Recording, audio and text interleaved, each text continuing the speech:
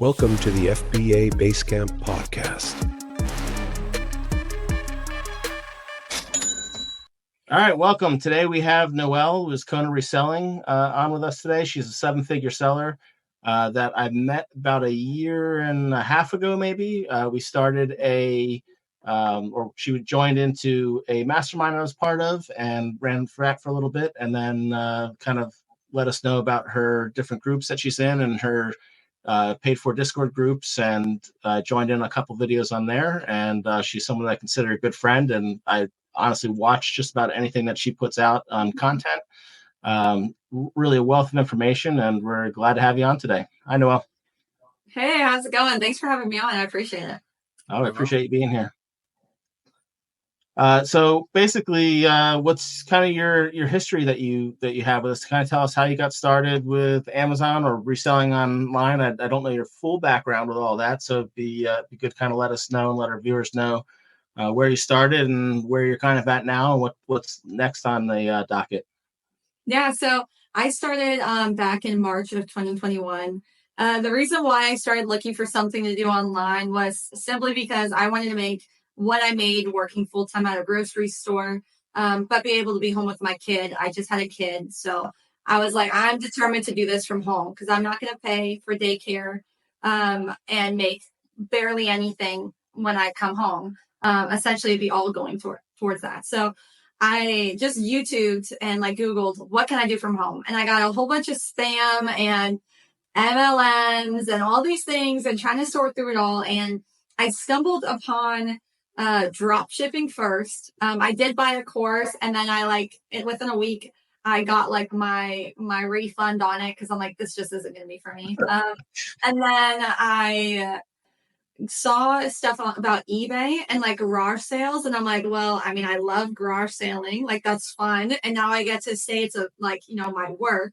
So I got into that. I did that for probably about a month or two, and as I was doing eBay and doing all this stuff, I was still watching YouTube. I was watching YouTube every single day, ridiculous. That's all I watched. I didn't watch TV, and just keep trying to find what can I do.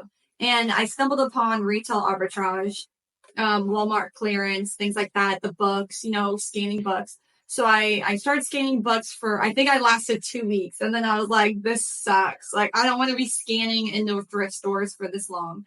And books are very heavy to walk down 3 flights of stairs from your apartment. Yeah. So I was like, this stinks. So I got into doing Walmart clearance. I loved Walmart. I never liked Walmart, but I loved Walmart during my RA days. So I got into that. And then after probably about a good year of that, I was like, okay, my kid's getting older. I can't be in the store for 4 hours at a time. This is too hard with a toddler. So then I was like, okay, I got to start doing online. So I started implementing online, which is a really big learning curve. It's not as easy as RA, in my opinion. So that was hard. That was a harder transition. But that's kind of what I've been doing up to this point is OA. I've done a little bit of wholesale, really small, and I'm hoping to do more. But it's kind of just in, my goals. I don't necessarily, hopefully I can get a wholesaler by the end of the year. But that's kind of where I'm at. I mainly do OA. I'm doing about minimums $30K of sales a month now. Just because I'm trying to stay constant as I build these other stuff I'm doing. So I'm, starting to sell on Walmart. And then also I have the Amazon influencer program I started doing. So I kind of have Amazon on essentially autopilot. I know I can hit 30K sales really easily. So and I know what works for that. So I do that. And then I'm diving into these other things. So that's kind of how I got to where I am right now with all that. Now, in between all this, you started a Discord group, Yeah. And then you started doing, I guess it's coaching within that. Did it always start as coaching, or did it just start as a kind of a group and evolve into that? It started as a group. So I was in a Discord group my first year. So I've had my Discord group for about 2 years, I think now. I was in the other Discord group and I was helping out a ton. And then I started to feel like I wanted things to be run a certain way. because I was helping out so much. And I was like, why don't I just make my own group? Like at this point, like I'm putting so much effort and time into this group when like I could just do it myself. And I kind of had the following a little bit at that point. I had the confidence of like knowing what I was doing on Amazon at that point to start that. So I started that, and then I don't really, I've done some one-on-one coaching, but mainly it's just like the group. I don't really advertise like, hey, I'll, I have a coaching program. I don't do anything like that, but I do have the group. So that's been 2 years now. And so that's been going really well. Yeah, I remember when you joined on the mastermind group that was Leza and Vivian, and I can't remember if anybody else was in at that point, but I remember you saying like you're watching your kids, you're running the store, and then not only was you had the Discord, but then you had a section of the Discord that you did half-hour calls with people every month. Oh yeah, I still do that. Yeah, so I do offer like one-on-ones, half an hour for my like elite members. They do get one of those a month. Yeah, I was like, yeah, man, I do that as well. I was like the amount of time. I think she said did you cap that one at like 90 people? The way you said it, I was like, that's so much 100, time. yeah. Up to 100 people can be in that one. 50 hours of calls. Yeah. That's amazing. But yeah, I was fortunate enough to jump on one of them. I think I can't remember. I did it on gift cards. I can't remember what I did the video on one of those calls. Possibly, I think you're the one who kind of like explained it, and I was like, all right, I'm going to go ahead and start buying gift cards. Yeah, now you're crushing. I just saw you're posting on Instagram with some of the gift cards that you're getting from some of the different stores, and I mean, you're buying thousands of dollars of it, so you're saving a decent amount of money each time with it. Yeah, with Kohl's. Yeah, I love Kohl's. Yeah, now there's so much stuff you can buy from them, so they're definitely a good one once you get used to the ins and outs and running those different sales. Well, you said you have this on Amazon on autopilot, so why don't you tell us a little bit about your team and how you manage it so that you can do these other side hustles that you're doing? Yeah, so I had that when I mentioned that earlier. I mentioned that on a post I did on Instagram, and so I was like, "What do you mean? How do you have it on autopilot?" Yeah, how do I do that? I'm still doing it. It's just like easy. Like I don't have to really think too much. So I spend a ton at Kohl's, and I know what I'm going to buy at Kohl's when the mystery coupon drops and these sales happen. So when those things drop, I just go there, and I have 3 accounts, and I spend like about anywhere from like 7,000-8,000 on each account. So I'm hitting about 20-30K in purchase just. Are you still getting your rewards, or have they banned you on that? No, I still have them for now. Nice. I have like 2,000 in mine, and it just teases me because I'm banned. So like it's hey, you got 2,000, you're not getting it though. Like, oh man, if only that would just accidentally like cash out. No, I gotta get another account going. Yeah, luckily I still have it. So I have that. So I just have like my certain like items I always buy. Yep, so I got you. I do have a VA who she helps me with the Discord. So I do buy some Discord leads. And I do really small test buys because that was something last year. I was just way too like buying 10 to 12 units of a test buy. When something went wrong, it was just eating too much into my like good stuff. So I just stay very like frugal in those test buys. So I buy very little. And if they do well, then I can go back and get it. I try not to have any FOMO because that has really burned me in the past. So I'm just like, if I miss out on the profit and I just make, $20 versus 100, like it is what it is. Because I'd rather, not lose $100 on it or whatever that cost may be. So that's what I mean by autopilot. I'm just like, I know what works for me. I just like go deeper on those items. And then I just get those sales. I let them kind of pool in as I'm focusing on these other things. Cool. Are you doing your prep yourself or do you use a prep center? Oh, yeah. So prep center, I have a prep center over in Oregon. I don't think I could ever go back to like doing all my own prep. Like I'd have to hire it out some way. Once you don't do it anymore, you're like, this is amazing. I don't even know when I would have the time to even do something like that. Were you still doing were you in a prep center when we did the mastermind like a year ago? Or I believe so. Yeah. I've been with them for about a year. So I remember like, we'd be on the calls and Eliza would be prepping all of her stuff for Q4. Like while we're on the call, like boxes stacked to the ceiling in her living room, in her kitchen, and like all the areas of the house, and just packing, orders that she go. And we were like, this is just insane. And then, I said, there's no way I'm going to go and do that. And then the following year, I was doing so much of the FBM during Q4. And, you had mentioned about, making these smaller orders and the fear of missing out. Like I have the opposite side of it. It was in a Q4 group with Jeff, and Jeff's sending me some leads.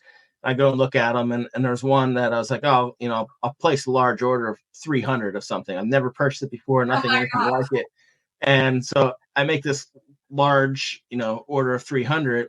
And, I asked Jeff, I'm like, hey, Jeff, I bought 300 of this thing, he's like, no, you need to buy like 3,000 of it. And I'm like, what do you mean 3,000 of this thing?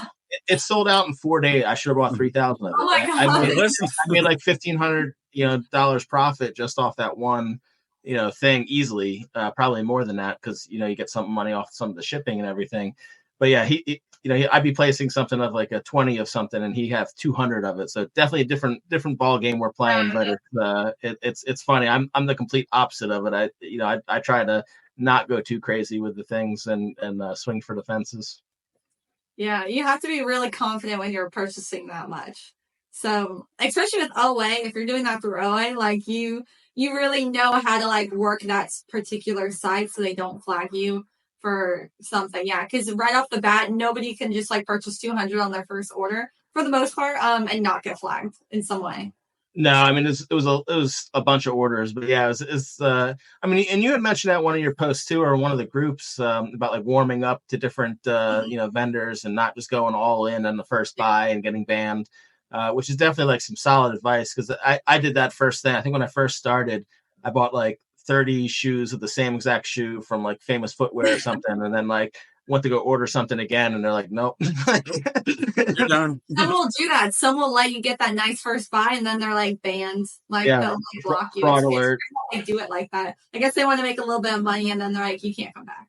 Yeah. No, yeah, it's definitely get flagged every time I go to do that. Even with the Kohl's, I saw you purchase a larger. I'm like, how is she getting that? If I purchase over $1,000, I get random tag checked on it. You just make sure you never let them do a review on your account. Like if you like call them and get like sometimes an actual human will look over your account. You don't want that because then they'll see it and then they'll flag you. Essentially, I was something in your account. I think I was fortunate. They took away the 5% and then they gave it back to me after I like talked to them and explained to them a few different things, and they allowed me to have it back. So I was really lucky because I was like, oh, it's like the 5%. It's so nice to Jeff needs to do that. Yeah, I'm overdue to call because they banned me. It was I think the December reward that's supposed to come in January, and they locked my account. I'd already spent. I was like, okay, I got all this stuff. I'm going to buy these Lego sets. I'm going to do this with this reward, and they never gave it to me. So, but yeah, it's time to create a new one. So how's your kind of setup? Do you have VAs that you use? Do you use them for sourcing? Do you use them for, helping with admin? Is it just on the Amazon side? Is it on Walmart and like what explain kind of your process a little bit? Yeah, so I'm about to have 3 VAs starting this Monday. I have 2 right now. So one of them helps me with like my wholesale leads that I post in my group. And so they help me a little bit with OA. So if they hit a certain number of wholesale leads for the day, I say, okay, source OA. And I give them a particular site, a specific category to source from. My other one, she is just all online arbitrage, only for like the leads that are posted in my group. And I'm hoping, because I just got her within the last couple weeks. My plan is that she ends up becoming a purchasing manager for me, and having a little bit more authority, like managing my reprice or things like that. But obviously I need to let her be a part of my team for a little bit before I just give her all that control. Yeah. And then this new person that comes in, they're just going to help me again with like more online leads, as far as the group goes. So that's pretty much like what they do for me. Now I buy from the leads as well that they're sending me.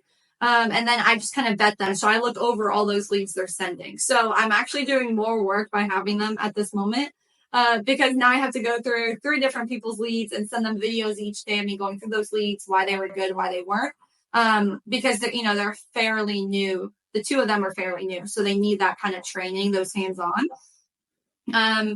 And then as far as like Amazon, I do it all. So like I don't have any admin in there. The only thing I have is like Riverbend, and I just actually got Seller. I think it's Seller Investigators.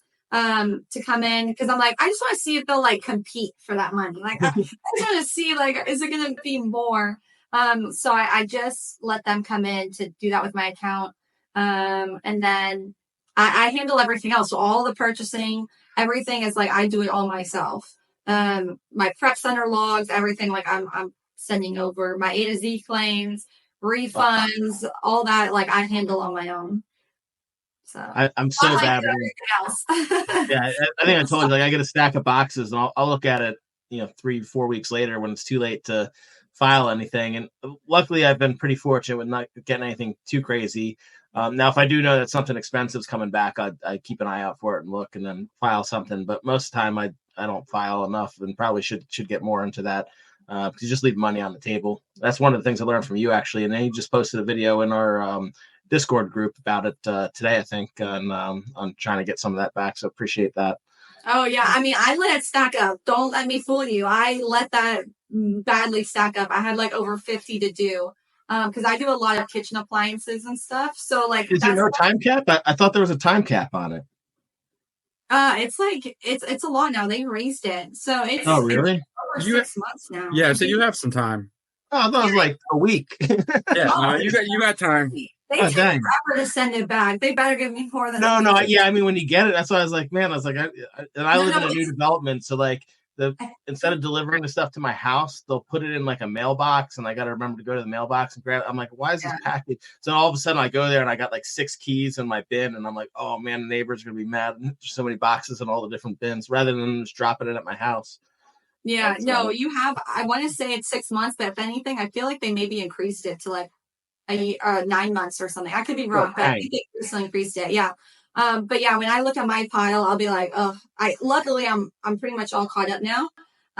But especially when you have bigger items, it's just like you look at it and you're like, I don't want to do that. Like I don't want to go through it. Honestly, it's not even that. It's just, there's a lot of things to do, and I just kind of forget about it. I put it in the closet and then close the door, and it's not there. Okay, well, it shouldn't go in your closet. Yeah. I rented a storage unit to transfer my stuff in because we ran out of room in the warehouse. So, okay, get rid of the returns. Just put it in a storage unit. Oh my gosh. That's horrible. That's not good. No, it's not. Some in the garage. Well, now you're paying for it twice then if you got a storage unit. Oh yeah, no, it's not good. But we're out of there now. It just sits in a corner of the warehouse, and we eventually process it. I mean, that's something you would specifically hire someone else to do if you had. Like, if I had that many returns at, like, volume, I would 100% hire someone just to come do my returns, take the pictures, give them access to make those cases for me, 100%. Because it's very time-consuming to do that stuff. Don't get it wrong there. Jeff has a lot of people to do other things for him. Yeah, believe me, I haven't touched the return in years. Yeah, we have a returns manager and 2 other people. Yeah, that's awesome. We got a whole crew. We just can't keep up with it, unfortunately. Too many returns. It just got so bad on Amazon. The returns. They're so customer friendly. It's real pain. And then I think with the economy, more and more customers are trying to take advantage. And I mean, there's whole like Discords and Reddit threads about how to scam Amazon sellers. Oh, yeah, there's YouTube videos on it. You look at right now how to get stuff for free on Amazon. And you see now Amazon's rolling out a new return processing fee. If you get too many returns, you're going to get another fee now. Oh no, I haven't seen that. Yeah, it's a new one. I think they're rolling out in May. That's that they're going to hit you with another fee for. It's only if you have. I think it's if you have a specific ASIN that is returned more than the category average, then they're going to hit you with a return processing fee. That's rough. That makes no sense. Like, especially when guess what? 75% of the return reasons are missed fulfillment promise or damaged on delivery. Like, that's not our fault. So they don't want you to send too little. They don't want you to send too much, but they want you to replan the same thing, but not get too many complaints on it. That's insane. I'm really surprised if that actually comes. If that's like true and that's coming down like that, that is like. Amazon needs to come down. They've given a lot of fees recently. Like, give it a couple months. That is insane, though. That would be really stupid because it's like your money. Like, you took my, I paid for the shipping. I'm paying for it to be returned to me. That's really crazy. I thought you were going to mention that they're going to do the used like items and send that back for you. I thought you were going to mention that. And I was like, yeah, I'm not going to do that. But I have some shoes that I buy every month since I started selling. It's the same shoe. That's it. So that has got to have a lot of returns on it just because it's shoes. So I mean, it's all the sneakerheads that are out there. I actually think shoes and apparel might be excluded from this fee. So I think you're okay there, but it's the other categories. I wonder if they're trying to like weed out people who send in the wrong stuff. Yeah. And so it gets returned and they want it to be like more accurate. I don't know. That's like nuts though. That's nuts. Yeah, no, and I get it. Like they're trying to get people to be more accurate. But again, it's still one of these things that, different items. I mean, half the time, again, they've missed the fulfillment promise or it's arrived damaged from them or some items just have higher return rates and it is what it is. Especially the reason that they return it's wrong too. They'll say like, description not correct. And I'm like, it says large, it says the color, like how could you possibly get the description anymore? Like it's not even a great listing as far as like giving you too many details. It's just very simplistic. This is what's on the packaging. Here's what it says. The worst one for me is like on your account health, the product complaints when it's like they just, I have them with like FBM ones. And it'll be like, oh, I was defective, but they're all like inflatables that they returned after the holiday that they had for 3 months. And it's like, oh, you got like a little hit. Now there's no impact on it, on your account health, but it sits there on your account and you're like, I mean, it's only damaged because they used it for 3 months and they just didn't want to keep the inflatable. Like it's not actually. So, well, I had some leggings that I sent, someone ordered 5 of them. And then returned them, said it didn't fit as expected. I said, "Why'd you order 5 of them?" It sounds like a seller trying to take you out. Is what that sounds like. So I mean, maybe I get dinged on 5 of them in that case. That's scary to see something like that. I'll definitely have to look into that. Yeah, look into it. But it's another fee coming down the pipe. So you said you're selling on Walmart now. Are you seeing the same type of returns with that? Or are you seeing? I know it's a pain to list anything on there. But it's one of those things where I don't know if you're getting quite as many returns as you get with Amazon, or are you seeing that, or you haven't really been in it long enough yet? Yeah, I feel like I haven't really been in long enough for it. Because right now I haven't really sourced for it.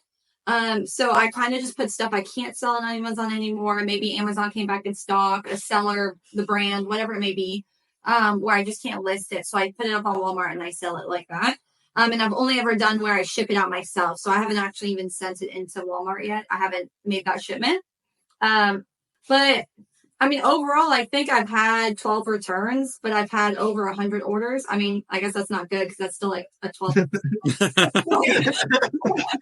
I guess that's not that good. It's particular items. So the returns I got were only on like 2 items, but I've sent multiple different types of stuff.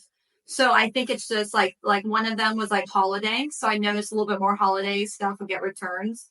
And then some higher priced items. So, when something goes, like it goes discontinued, it's a little bit more sketchy to sell it on Walmart because they're most likely going to return it saying something wrong. So I did get a couple of those on a higher priced item that they're like, oh, performance isn't as good or something. But weirdly enough, it wasn't used. So I was like, oh, okay, maybe you just regretted spending $86 for this face wash. Like I would.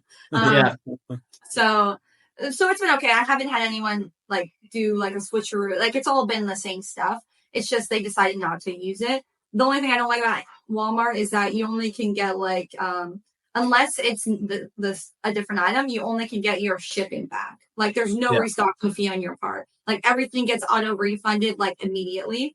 There, no matter what it is. So that's kind of the like annoying part of it. You don't have as much control like you would with Amazon.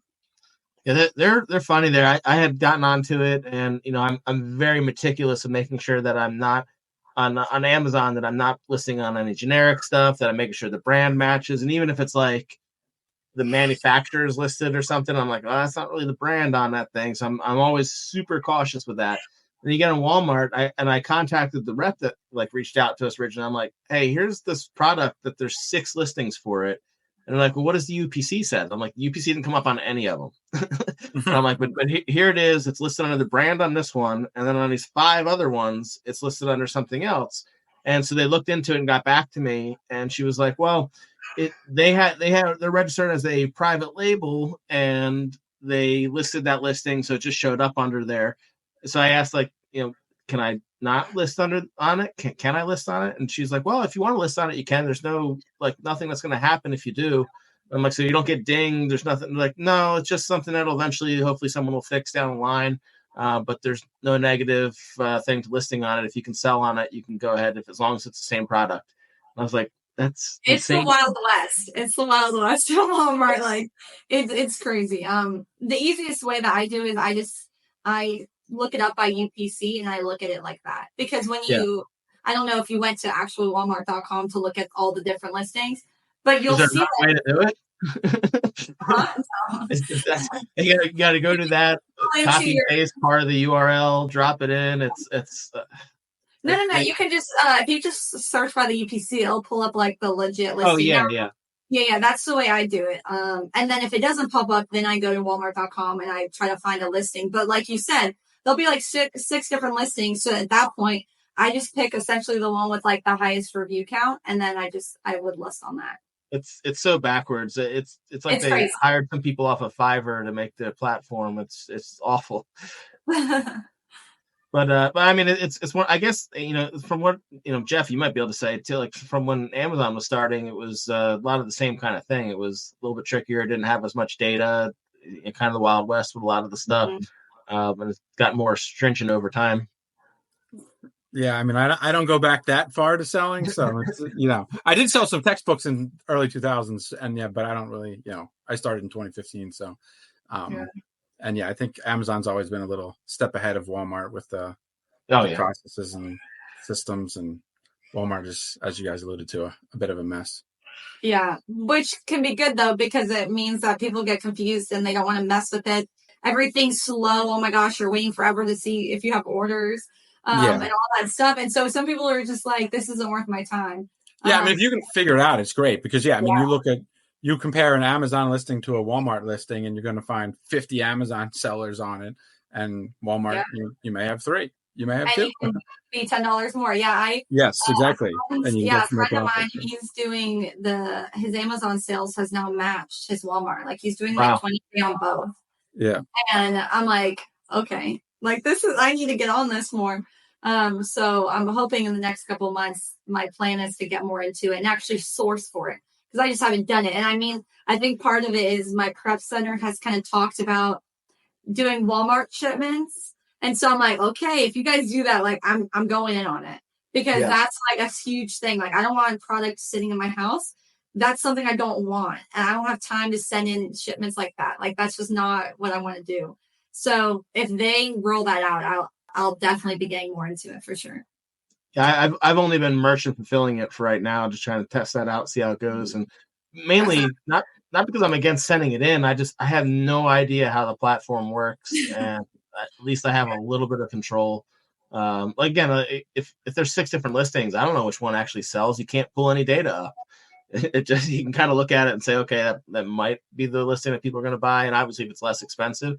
But again, that same thing that I listed on 2 different listings. One's listed for like 13 something, and on another one it's listed for 1690 or something like that. And I just got 4 orders of the 1690 today. It's the same product. I don't know how they figured it all out, or how it goes, but it's funny. Yeah, it's definitely crazy out there. But there's a lot of opportunity because of it. So I'm excited to see what it has to come the next couple of months. Trying to sell on it more. Yeah. Yeah, and if your prep center doesn't do it and you're looking for a prep center that does, I do have a prep center that does Walmart, and their software even connects to WFS. Oh, okay. Yeah, send me over their information. I may try to look that up. Tell us a little bit about how you manage your home life with work. Working from home adds some challenges. You said you have a kid, a little one. How you manage all that. Yeah, so I have 2. So I have a 3-year-old and now a almost 9-month-old. You're right in the thick of it. So my schedule, I will tell you exactly what my normal day-to-day looks like. I'll wake up, make breakfast, and then I'm like, all right, it's time to get my coffee. I'm going to sit on the computer I got about 45 minutes to an hour. And my little one's on the floor with my other one playing. I'm over here making sure he's not hurting her and jumping on her as I'm, whatever my emails, whatever my to-do list is, I try to pick something. And then we have to go out for an hour, like outside or something, because they get restless. And then I come back in here again for about an hour to usually I get about 2 hours. And then I have to go back out again to make lunch. And I make it about half an hour. And then when my husband gets home, I usually take about a couple hours at night. So that's usually what my day looks like. And some days I don't get any of that morning stuff because my kids are just like, nope, we want you and you're not going to be able to play and work. So that's what my day is. The people who are like, oh yeah, you just need 4 hours, like wake up and have 4 full hours of just straight work. I'm like, that is non-existent. Unless I wake up at 4 a.m. and it's just me, like that's non-existent. Like that's not going to happen. When do you find time to edit your videos? You said you're doing that yourself, and that's the hardest thing to do with interruptions. So it's not too bad because I do a lot of short videos. So I don't give a lot of fluff. A lot of times I'll almost write out a script beforehand. So I stay on topic versus rambling. And then I have to edit through a whole bunch of stuff. So usually my videos are about 13 to 16 minutes and I bring them down to 3 minutes. I don't know how, like that's stupid how small it goes to. But that's usually what I get down to. And it usually takes me about an hour to an hour and a half to do it. And so that's something I usually do where it's at nighttime. It's just me, my husband's home. For a video, you're doing an hour and a half? Mm-hmm. Oh my goodness. Is that a lot? I think my first ones were definitely that long. And like the podcasts, if I got to edit anything out, it certainly takes, longer to do. But the like I did the one today on some of the Keepa information where they added in the the monthly sales, per the variation. And that one, I think it didn't need a whole lot of editing to it. So I edited out the beginning, a couple little small parts here and there, and then let it fly. I think it took me 20 minutes or something to do. It took me more time to probably make the thumbnail for it than it did to. Well, the thing is I have a lot of stuff that I do that needs to be blurred out. So having to do all those focuses and then change the frame and then put all those focuses again on it. That's what it usually takes. If it's not like that and I don't have to blur anything out, it's probably closer to like what you said, like maybe half an hour, 45. But I will continue to go through my video. So like if I think it's perfect, I'll watch the whole thing and I'll look for anything I missed. Because obviously if I accidentally leave some important information on the screen, that's not good. So I probably triple track it. I just make sure it's like perfect and then I upload it. So yeah, I had to contact both Keepa and SellerAmp because I had, basically the name of that was my storefront name, so I had to switch it to a different username. Yeah. But you can't do it from the app. You have to like contact them, and then they're like, "Oh yeah, sure, no problem." They ask you like 20 questions, and then they go ahead and do it. So yeah, I wanted to do that at one point too, and then I was like, "Why can't I change this anywhere?" I was like, "Whatever, I'm just gonna blur it out." Like, I don't know. Just message them. It takes they asked me like a few different questions if I wanted to change how it showed up on billing and that kind of stuff. But other than that, they did it, and it took me 24 hours. Yeah. But both SellerAmp and Keepa.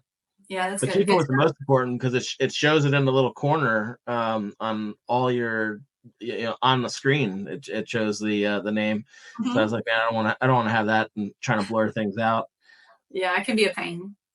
And then you talked about your influencer programs. That's something that's new. That's kind of exciting. You've been doing some videos for, and you set some crazy goals, and then all of a sudden you couldn't talk about it anymore. You got silenced on what you're able to post on. Yeah.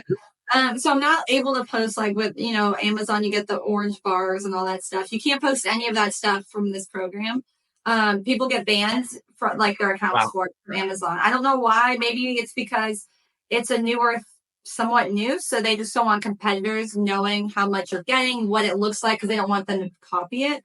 And that's the only thing I could think of as why they would really care. But yeah, I love to be open about what I'm making and all that stuff. And they just don't like it. So I can't share it. I only can, write and say, hey, I made, $600 last month, and you just have to take my word for it. Yeah.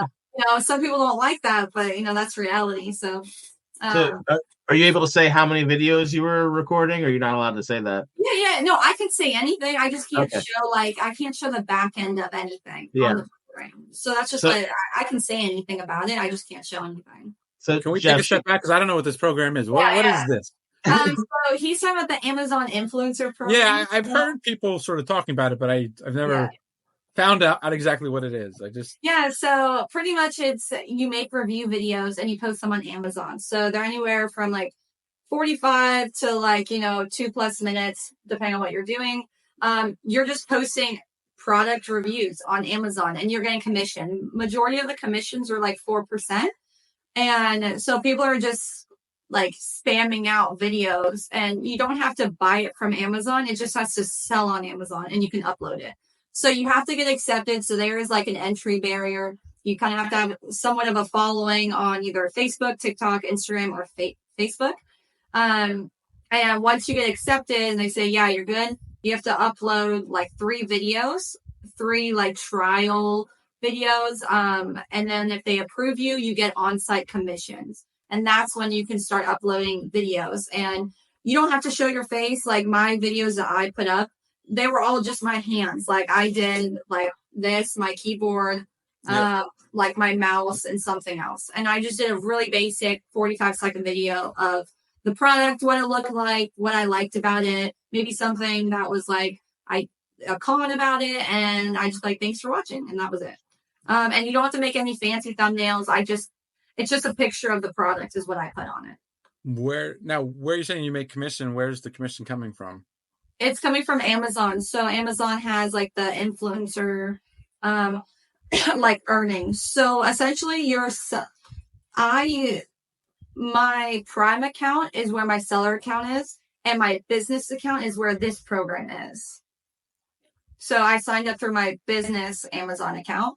And it's there's a top banner. It's called Stripe something. And you just click on it, and it puts you into your influencer hub, where you can upload your videos. You can see the analytics of it, see what's making money, what's not, what's your per day commissions. And it does take 2 months from when you earn it for it to pay out, to avoid, any returns and things like that. Your commissions get taken back if an item gets returned. How does it work? Because I'll see some of those things, and there's 20 videos on it. So if you watch 5 videos, do all 5 of those people get a split commission, or is it the last one that was watched that is the one that ends up getting it? Yeah. So to my knowledge, if it's under, I think it's 30. If it's 30 seconds or less, they have to watch the full video for you to get commission. If it's 45 seconds plus, they have to watch, I believe, half for you to get commission. And if it gets where multiple people, they watch, say, 3 full videos, it's supposed to get split between the 3. Okay. Whether Amazon's stuff does it correctly, I can't tell you that. But that's how usually it works. So a lot of times you won't see 30 videos on the one.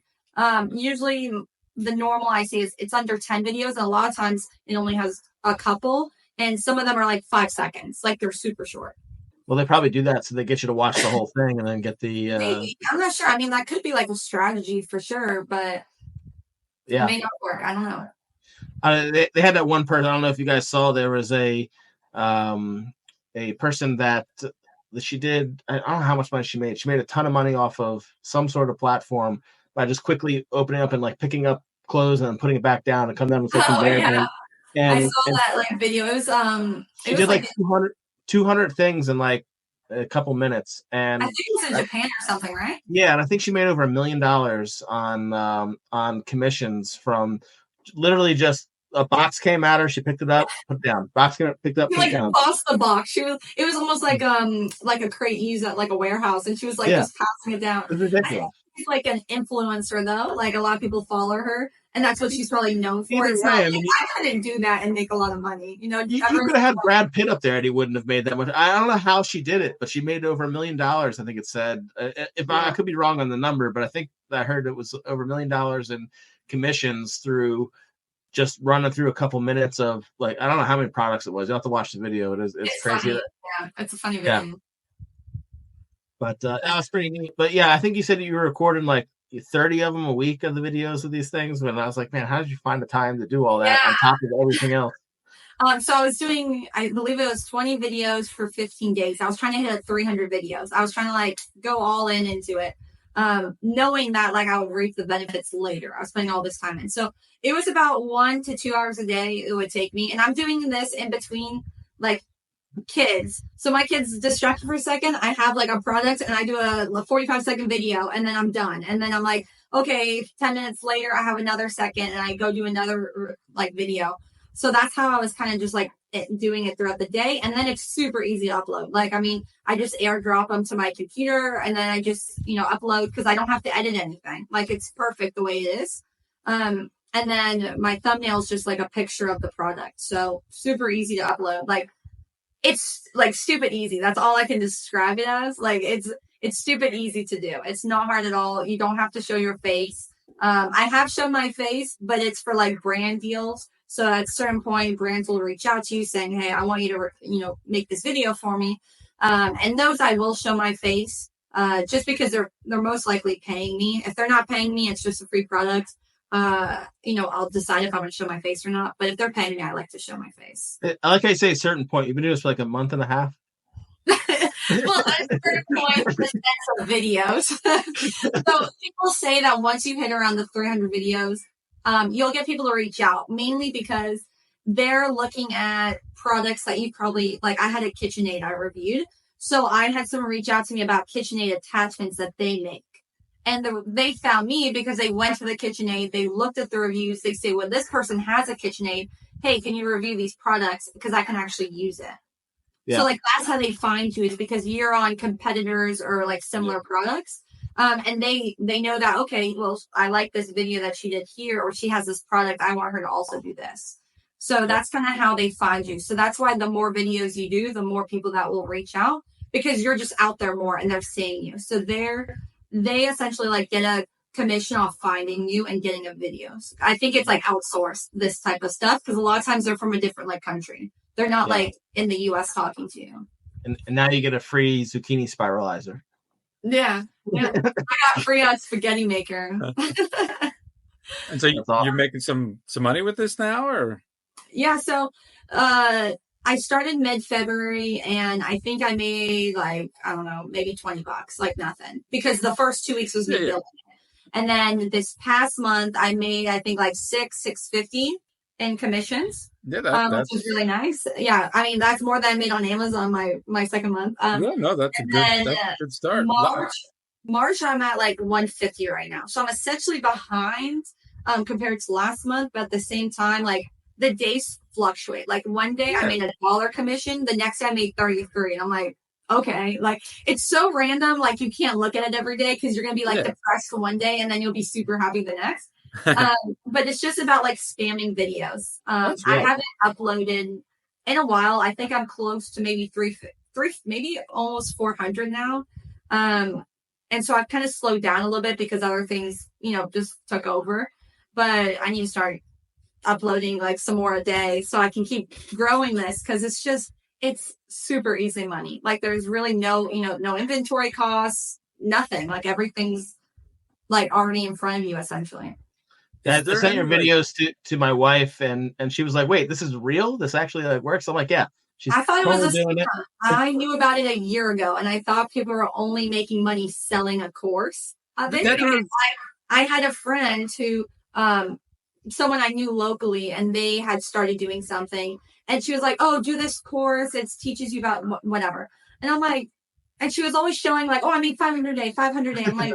She's like doing some sketchy. Well, that was an MLM she was doing, and she was only making money selling the course.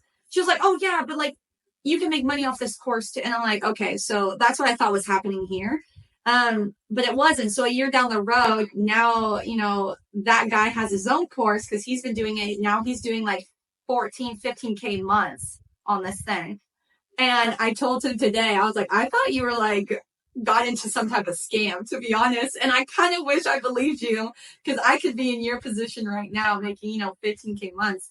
And he just crossed over 3,000 videos. Is that who you did the The Instagram live? live, yeah, the Instagram live with, yeah. I told him, I was like, sorry, I thought you were like a scam dude. Like, That's funny. Yeah, my wife saw it. She's like, I definitely want to do that. I'm like, well, I need to get more subscribers on our YouTube channel before I can click you over to that. yeah, Because there's a way, and like they tell you in the course. I luckily didn't have to worry about that, but if you do, there in the course, they like essentially like you're guaranteed to get it. They have like tips and tricks for you within it. yeah, I saw a couple things and on what they are, and I don't know which works. So I don't want to recommend them on this, but yeah, there's a few different ways. I know. Do you know Nick Spizak?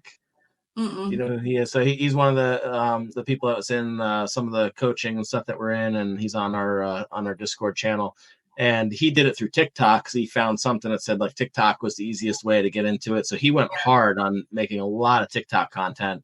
Did it for a few weeks and then got on the program. I don't know how well he's doing on the program, but I know that him and his wife work within the company, do a lot. My wife is very supportive of what I do with Amazon and Walmart, but she doesn't want to pack boxes, doesn't want to search product, does not want to do any of that. But she will absolutely get a video in her hand and video the millions of things that we have in our house. That's how you get a lot of it. Yeah. I think I told you I probably have like $30,000 of hand tools in my garage that, that we could write do a video on all of them.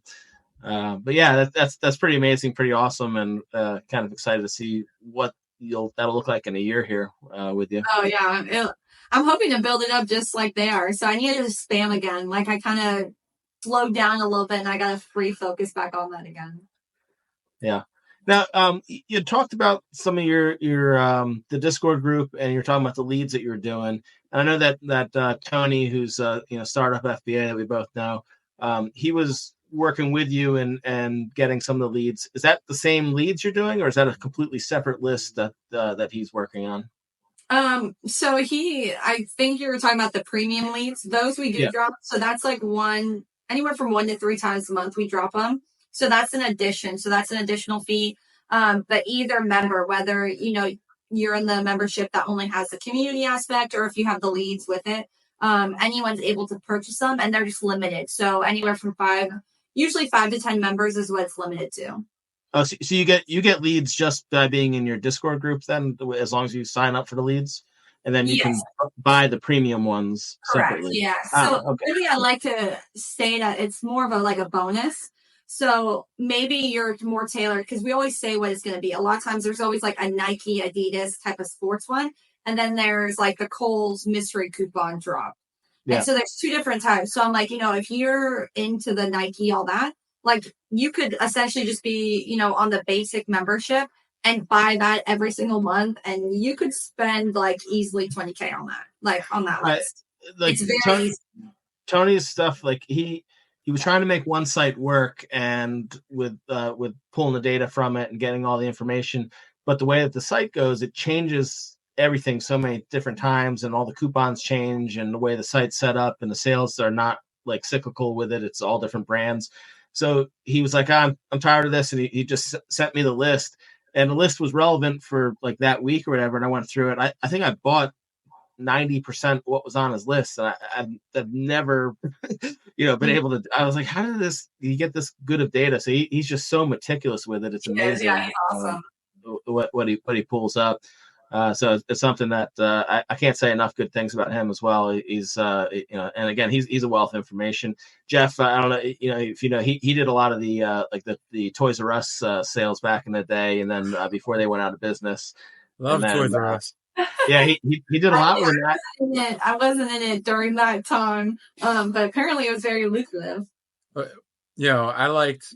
It used to be Thursdays were 10% off Thursdays or something like that. I forget exactly what it was. I think you had to have the Toys R Us credit card. And then, so Black Friday, they'd open on Thursday, like I forget what time after Thanksgiving, and you'd have the Black Friday sales stacked with the 10% discount. And I think you could also buy gift cards, as long as you put like a small percentage on the Toys R Us credit card, you still get that 10%. And it was always oh my gosh, that sounds awesome. A fun way to spend Thanksgiving. Try to fill up as much as you can before. How many Toys R Us can you hit between Thanksgiving dinner and 11:59? Because once it hit midnight, you were no longer on the You're hustling for that leg. Yeah. 10% discount. Yeah. Then it was time to go check out Walmart. I'd have to go back and look at some of the stuff he was posting, but I want to say he was doing a couple $1 million of RA just at Toys R Us for a while. Like, oh my God. I don't know. Was, I haven't gone back that far to see, but that's pretty nuts. It was whatever he was doing there, he was buying a lot. And then I think we'll get him on at some point, but I think he had like actually shut down or stopped selling because he was like, well, I guess that's the end of it. I can't, it's not going to work anymore. And then he came back on, and that's how I met him. Is he ended up joining the coaching group that I was in, and he's since then I can't believe the information of stuff that he comes out with whenever he's a guest coach on things. It's amazing. And I think he does that with you too. He jumps on some of your calls. Yeah. I love having Tony on my calls. Yeah, I tell him I'm like, it must be a bad thing that you're like my friend because I just like always ask you to be on my calls because he's just like his mind is like no other. Like I can't remember. Was it you that I sent like a Keepa tutorial thing to? Was that you or was that somebody else? I know there was somebody that I sent like a Keepa tutorial video. I had made it, sent it to them, and it was something I did it for the VAs kind of look at and kind of get coached on. And I was like, oh, I'll send. I can't remember if it was you or not. And then I think the next week, Tony started doing this like 4 video series of Keepa. And I was like, it makes mine look like so bad. Like, the stuff that he was coming up with and how he had it organized, and it's amazing what he. Yeah, it's okay. I've had a member ask like, can I have my coaching call with Tony? Like, I said, he's like, can I switch mine out with Tony? I said, I mean, if it's okay with him, you can do it. That's awesome. Yeah, he's great. Awesome. As soon as I heard that he was doing stuff with you, I was like, that's awesome because that community is really close knit. Yeah, he's great. Cool. So what's next for you then? Is there something you have on the horizon, or are you just kind of plugging away, doing everything, and sticking with all the family events and continuing with the? I would say my other big thing is I'm doing like I'm creating a private label product right now, so. Excited about that. It's gonna be a patent one, so it's like legit. It's not just like Alibaba. It's like gonna be a legit thing. So that's probably not gonna go live. I'm probably gonna say for like 4 or 5 months. Because I'm trying to do it the right way where I'm not like leveraging myself too much. So I'm gonna have no debt at all as far as the business goes. I still have a 0% card that I have like 30 something thousand on. From Q4 that I just kind of let sit there because I'm like, it's fine. I don't have any 0%. Like it's 0%. Why am I going to waste that money? Waste the money? No. Money's not cheap anymore. Yeah. So I'm like, I need to get that going. That makes my husband feel more comfortable and all that. So I'm going to pay all that down. So I think I'm going to be able to pay that off in like two months. I think I can do it. And then I can invest because it's going to be probably about like 5,000, 6,000. Because it costs like 2,000 to patent it. So that's is that a utility patent then, I guess, or is that? No, utility is like 10,000. That's the design patent is 2,000. There's already like a utility, so okay. Yeah, that's crazy. $1,000. That would be a little more scary. 2,000. I'm like, yeah, okay, let's do it. That way, Chinese sellers and other people can't like rip me off when they see it. They'll have to essentially do the same thing I did, and that's very limited people will do that. So they still can. It's just it makes you have to go after them, and then you got to decide if it's worth it or not. But yeah, I mean, it's an attorney. Like I already have like an attorney and someone I'm working with. So yeah, they'll be able to figure that for me. That's exciting. Yeah. So that's another big project that's in the works. So now, are you creating a separate storefront for that one? For your private? I've thought about it. I've thought about it. I probably need to contact my other attorney, like my Amazon one, and just ask him and say, hey, like, what are you thinking? Like, do you think this is a good idea? And I'll just see what he says. Yeah. I would personally just like to sell on the same one. But he may be like, no, you need to open up a new one. So we'll see. Yeah. And I could see a bunch of, things with it. If you wanted to advertise it yourself and show it on your followers. Yeah, because people will be able to find my storefront. You're right. Everyone's gonna know what I sell. Yeah. So you miss out on an opportunity with you having a following with that. Is the first thing that comes to my mind. That's true. And then if something happens, if with the account, or if something weird happens with Amazon, then your other storefront isn't necessarily affected. Still could be because your name's there, but I was gonna say, when I talked to him, he said if one gets shut down, they both still will get shut down. So most likely. And so I'm like, well, that sucks. Like, okay, so like if something horrible happens, yeah, like it could mess up both accounts. So, but I guess to your point, if I wanted to share it, yeah, it would make sense to. Like you could also have your husband open the LLC. To have to make a whole new account like that, that's not simple. You could have your husband open the LLC and then do it under there, and then it's separate from you. Yeah, that sounds like a lot of work. Yeah, and that's the downside to it, is now you have one more thing you have to track and look at, and all the analytics with it, and taxes on that separate company. It ends up being a lot. Yeah, you're making me just realize this is like not going to be fun. Thank you. So excited. It's a lot of work to keep it separate. That's for sure. It is. Yeah, that's why I'm like, I just want to send it. But you're right. Yeah, people will know what I sell. But yeah, I think you missed out. Only some people will really take the initiative to figure it out, because not all, majority of my stuff you can't just get full price. So yeah, well, now they know when the mystery ticket comes out, they can. Yeah. The smart people already know, though. You know what I mean? Like, I always think, like, the people who know what they're doing, like, they can find me in no time. Yeah. And it's, and hopefully you're a few steps ahead of everybody else. If your selling plan is so easy that everybody can just jump on and duplicate it, you're probably not doing well anyway, because people are probably jumping on and duplicating it.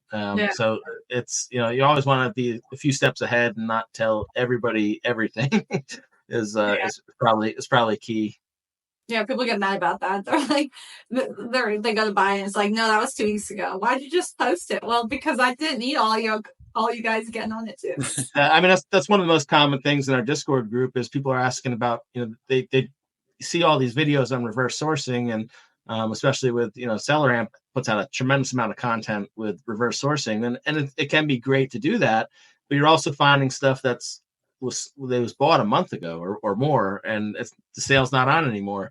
And especially like beauty products, you have to be so fast and know all the different places that are at running the sales on them to just keep up with that. It's amazing. But yeah, trying to do the reverse sourcing, you're so far behind that you'll never be able to. You don't know what they bought it for, and that's when you end up having problems with not being profitable on them. Yeah, I've seen it. I mean, I've seen it firsthand. I hate reverse stalking. Because majority of it, unless you're smart and you know where they're buying it from, and you can like figure out when are those sales happening, it's just like a shot in the dark. Like you have no idea. So unless they're actively telling you where they're getting certain things or where they shop at, it's really hard to like figure out how they're getting it so cheap. Yeah. Any words of wisdom to people who are starting and getting going with their Amazon journey? Just don't compare yourself. Like, just truck along. Like, I mean, I'm still learning every single year. I look back and I'm like, what was I doing? But like, you slowly get better. Like, you get better, and getting in a community, whether free or paid, just spam them all and figure out what works best for you. I know personally, I've grown so much more being in groups than I ever did just trying to learn it on my own. So definitely explore, see what's out there, see what fits like your needs and your style, and then just like go all in and be consistent. Like, I mean, I don't get 8-hour work days. I don't get to sit in front of a computer all day. So if you're able to do that, like, you can do so much. But even if you can't, you only have an hour a day, like, just do the hour a day. You're going to grow, and you're going to get to where you want to be as long as you just keep with it. Yeah. Great. That's great advice. Jeff, you got anything else you got to add? No, I think it's been great. Great having you on. Yeah, we appreciate it. Well, I'm sure we'll have you on again too as we get rolling with this, and maybe get a group of some people, and or get some of the people from the old mastermind back together. Yeah. But we appreciate having you on, and thanks for all the information that you gave, and we're excited to see what you do over the next year here. Yeah, great. Thanks for having me. I appreciate it. All right. Thanks.